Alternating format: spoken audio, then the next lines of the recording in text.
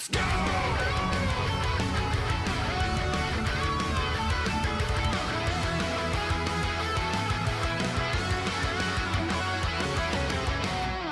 The new blood that is coming into Street Fighter 6, people that have never played fighting games before, right, are going to jump into Street Fighter 6 and find something they absolutely love about it. Will their experience beforehand even matter? Maybe not. 6 just might be their launching point, just the same way that Street Fighter 4 was and Street Fighter 5 was for a very large majority of players, you know? It's more like accepting that that's going to be the case. The 23 years? Jesus. Oh my God. When you ultimately realize the 09ers are OGs, you 09ers were OGs the whole time. That's crazy, man. Wow. What are the big defining years that launched the fighting game genre into a stardom where you essentially got your big break and you began playing fighting games? What were those substantial years? The first one's like 09 that we can identify because that's where the meme came from, the old SRK meme. Oh, here come the 09ers for everybody that's been doing this shit for like 10 years. That criticism being all over the place. Granted, the 90s are just like every other year, right? You know, like let's give ourselves a break, right? If you're a Street Fighter 2er, anything in the 90s from like 1991 to 1999 or the year 2000, you could have been a part of any of that shit because the fighting game genre was just blasted off into, you know, into the stratosphere. Let's give Street Fighter 4 credit. It relaunched fighting games. It didn't just do it for a community of people that love fighting games. It also did it for fighting games themselves, reevaluating how they can function, how they can work, and how they can be marketable, because the genre was ultimately held by a very select small amount of franchises. Tekken, Guilty Gear was insanely niche. I would argue 2009, milestone year, 100%. Street Fighter 4's launch. The next biggest one that came after that, in my head of being just FGC focused, granted, a Capcom fanboy at the time specifically, 2011. 2011 isn't just Marvel vs. Capcom 3, which 100% launched the careers and stardom and fandom that would essentially allow brand new fighting game players to find something they love in Marvel vs. Capcom 3 and Ultimate Marvel 3. And then, you know, from that point forward, oh, they're essentially indoctrinated into this community, into the love of fighting games. Mortal Kombat 9 was 100% the other game in 2011. 100% Mortal Kombat 9 in the same year essentially gave fucking birth to the NRS scene. The NRS scene existed, and it wasn't called that. It was just called like Mortal Kombat players, right? The NRS scene existed before 2011 and MK9, but was it ever pronounced in any way? Because the games that came before it was the PlayStation 2 era of Mortal Kombat games, right? Those games essentially had their hardcore communities, for sure. Was it like a huge revival of the scene in any way before those? I do not think it was. But MK9 was different. Absolutely different. How did MK9 staple itself as being different? It copied Street Fighter 4. Brilliant. Absolutely brilliant. It took the exact same marketing approach as Street Fighter 4 did and made a game around it. We're resetting everything. It's not weird for Mortal Kombat to do that. We're bringing back all the characters people love. Still is the best roster, I think, in Mortal Kombat history, if you don't count Armageddon. In the same way that we now have an explosion of brand new people that are permeating fighting games. The love of fighting games has blown up a ton in 2009. 2011 is another substantial year. I would love to say that we can also credit 2013 as one of those years with Killer Instinct, but I can't. It was still relatively small. In fact, KI would take quite a long time to eventually get people to show up. Skullgirls, games of the like that showed up in like 2013-ish, right? Games like this and even KOF 13 still were satisfying audiences, right? But was there an absolute giant boom of brand new people? They reached audiences that might not have had before, but did it feel like giant moments that is just like, geez, everything is changing after this? Unfortunately, no. So it's kind of hard to identify the year of KI, the year of Skullgirls. Like, what is it? I almost feel like Skullgirls is bigger years later. What's the next one? I think Injustice 1 was another one of those big games because that was also a 2013 game. But unfortunately, I don't feel like it's set as nearly as big as a precedent as MK9 did, right? It was like, oh, they're figuring this out still. Xrd, I feel the exact same way about Xrd as I do about the previous games I just said. The next game in my head that is like, oh, what is the next big game? Oh, granted, I mean, Smash 4. right? Smash for Wii U was huge. I can almost take out Smash because it's fucking cheating, right? It's practically cheating. The Smash era was Smash for Wii U all the way to the end of Ultimate. Constant support, constant people jumping into Smash, the scene being astronomically bigger than it was before. It was no longer just like a melee-dominated scene anymore. We're not even talking about big blockbuster fighters. One that actually like expanded the scene, and not every single one of these games has to be a blockbuster fighter. For example, Ultimate Marvel 3, not a blockbuster fighter. It was not, but did a lot for fighting games in general. Introduced a lot of people to fighting games. 2015 launched the careers of several people that would go on to pretty much have this be their job from this point forward because of Mortal Kombat X. 2015 MKX was massive, an absolute huge astronomical event on Twitch, and was essentially, MKX was the beginning of NRS game content creation. Now you have content creators that are specifically creating content around NRS games only. Essentially, MKX folks doing MKX things.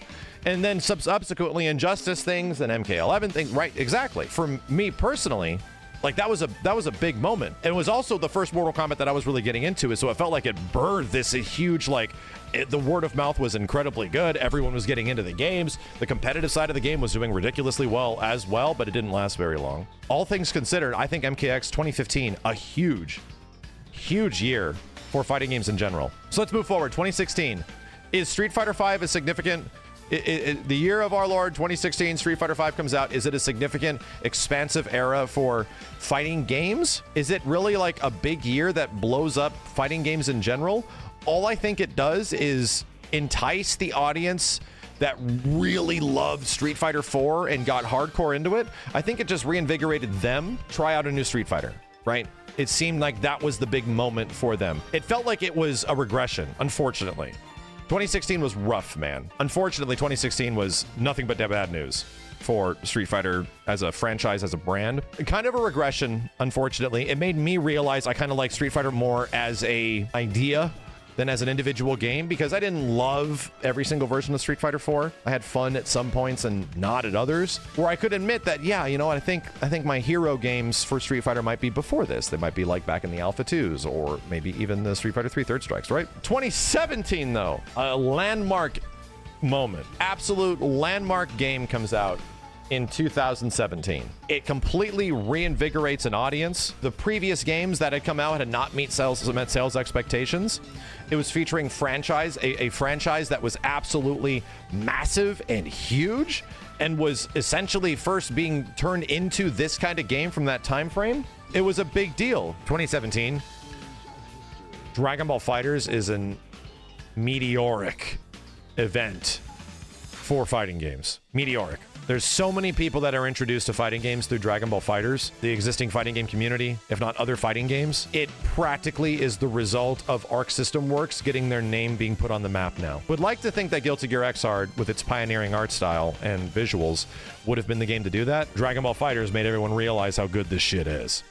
So that's a huge year. Another game comes out that year that I don't think really gets any nomination, which is also Injustice 2. I don't think Injustice 2 does much, right? I don't think it unfortunately feels like a little bit of a regression in terms of how there is an actual expansion of players and everything like that. I don't really know if it does that. Tekken 7 happens, and here's what's funny. Wait a minute. Dragon Ball FighterZ was early 2018. My bad. I was remembering we were playing that in 2017. My bad. Dragon Ball FighterZ was like January or something like that, 2018. So let's give 2018 to Dragon Ball FighterZ 100%. Weirdly enough, I don't think it goes to 2017. I don't think Tekken 7 has its like moment until later. In 2017, the game comes out and it does relatively well. Pretty good, actually. Is able to engage its audience and introduce people. But for some reason, Tekken 7 was a slow burn, in the same way that like Ultimate Marvel 3 was also a slow burn. I'm trying to like theorize what was the thing that did it for Tekken. Was it the guest characters? Was it some really hype moments in tournaments? Was it eventually more characters? There was something that happened in either 2018 or 2019 with Tekken, maybe Negan. There's a lot of stuff that does happen in those years where Tekken just gets launched, and then zoom, there's just way more people playing Tekken than ever before. The worldwide element of Tekken really starts to become a thing. It's super fascinating to me. I think of all the games that have had substantial impact on fighting game community, and if not the love of fighting games in general, I think Tekken 7 is one of the most interesting because it was a slow burn. And eventually it gets to this point where, oh no, like Tekken 7 is actually an astronomically big game. People associated with like Little Majin, the stories that happen around certain players, Noctis showing up in the game, like is essentially a big deal. That's a crossover with a Final Fantasy, which was like, holy shit, this is not the best Final Fantasy, but still, you know, something that was an event to be celebrated. So granted, Smash Ultimate's around that time frame, like 2018. Of course, Smash Ultimate. It's fucking huge. It's massive. It's almost friggin' cheating if we talk about Smash. It's almost cheating. 2019 was Mortal Kombat 11. And while MK11 was not historically going in the same direction that Mortal Kombat's before it had gone, I will say MK11, it did. As much as I don't want to admit it, right? There was a fall off for sure, like years later, but MK11 really hit the mark for people that wanted Mortal Kombat to be that kind of game again. Mortal Kombat had not been that kind of game since Mortal Kombat fucking 2. So you have to give them something, right? Mortal Kombat had been this running at you, crazy ass combo game, up your grill, up that ass sort of thing since Mortal Kombat 3, dude. MK11 brought things down and tried to make it a more quote unquote, they call it the grounded footsie game, right? Although it's not. You got these characters with reverse side teleports and shit. It's not a grounded footsie game, okay? But still, it was going back to the classic Mortal Kombat. It was going back to MK2 style. Granted, very divisive game for people that like playing games for a long time that might end up falling in love with something. I feel that the people that really like MK11 fucking love it. Other people on the other end absolutely hate it. Like, I can't stand the way this game plays, like that kind of stuff, right? Even though that exists, that polarity exists within the genre, much less the fan base for Mortal Kombat at this point, it doesn't ignore the fact that it really hit for a lot of people. They sold like 15 million units. The love of fighting games is a huge expanse to the audience. It's a huge expanse for the future of fighting games. So it deserves credit. It definitely did a lot. And it did it through content. It did it through visuals. It did it through adjustments of gameplay. It did it through everything, right? Rollback netcode, like all this stuff. I feel like the only substantial release in 2020 was Grand Blue Fantasy Versus. Grand Blue Fantasy Versus didn't have much in 2020 because the game isn't out yet. It's coming out soon. The actual Grand Blue Fantasy Versus, what you've been playing is a beta. They just haven't called it that. You guys have been playing a beta until Grand Blue Fantasy Versus Rising comes out. 2021, Guilty Gear Strive 100%, right? 100%. For a variety of reasons that we've talked about, 2021 is defined by Guilty Gear has reached a level of mainstream that feels like the game has sold 5 million copies. Strive has now fixed so many of the issues that have absolutely plagued Arc System Works fighting games and introduced brand new ones that plague Arc System Works fighting games to this day, make it a big, huge defining moment for the genre and the medium of anime fighting games, right? It is effectively, without, I guess, Dragon Ball FighterZ is the biggest anime fighting game, but it's cheating. You have something that's a completely unique IP that has really never hit with audiences outside of hardcore folks, you know, forever, for like 20 years, and all of a sudden it does, right? And it has visuals that people love, and there's a lot of reasons for that. There's like the Dragon Ball FighterZ element, where it essentially put the developer on the map. It put their art style and visuals and everything. People were paying attention to what they were doing. It also was a great game to play online during a pandemic. There's a whole bunch of things, and there was also a whole bunch of other stuff between the game being easier to play, which absolutely could have made people alleviated to check the game out in some way. The damage, I think, was the biggest one. The fact that you can do so little in the game and get such a big reward is, yes, like there was a lot of things that contributed to Strive becoming a huge game. So I think it deserves that. Felt like it was the biggest thing ever. It felt like it was, you know, Jesus had landed on Earth and he was wearing Soul Bad Guy's costume. We find out later that it's doing well. It's doing better than any Guilty Gear game ever has. Any original IP that has come from Arc System Works ever has. But is it reaching the levels of a Street Fighter Cross Tekken or an MVCI or a Tekken Tag 2? Unfortunately, no. This is just the level of difference between how the success of fighting games and how it works. But still, an absolute huge moment.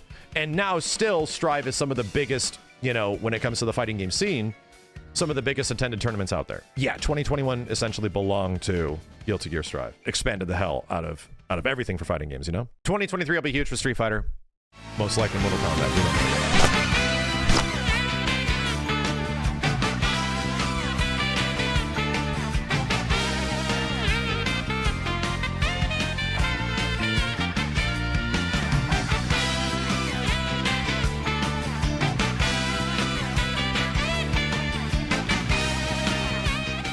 For all you guys that are saying Skullgirls or KI or Dragon Ball, bitches, go rewind the VOD. Jesus.